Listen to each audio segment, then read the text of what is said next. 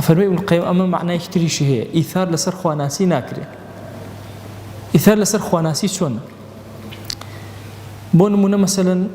من الجمعية شمة بيش ودانشتم أجركي فضيلتك جوري والله كسي كتير هاتوا اللي لا أسم بوي كسي كتير بيتئر لنوجا لصفية كما يمدوا وبا كسي كتير بشتوج إيثار لخواناسية ابن القيم فرمي ناكري شكو الرجاء والربازي خواناسية الربازي خواناسي همو كسي محتاجة بوي هنقاوي زياتر بني إنجا فضيلة وقورة وبتشوكي للربازي خواناسية حقي بسر أولنية مثلا من ملام بمنا مزقوتو والله كاكا ورا بيشو نا والله بوسي درنقاتو لدوان يرجكوك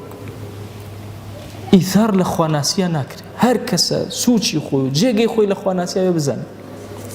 بويا توش خواتا توزا أجري زياتر دسكي أيش خواتي أجركي خود مدى بكس أم بابت الإثارة ابن القيم زور جوان روشني كلوتو أفرمي بهلا روشتون خلقيكي زور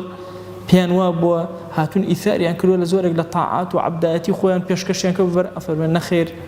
أبي لوانا زورتون خريكي كاركاني خود بي أفرمي هنديكي هر أبيت حرام هنديكي مكروها أفرمي أبي أقال لي ببزان شون معاملي لقلاءك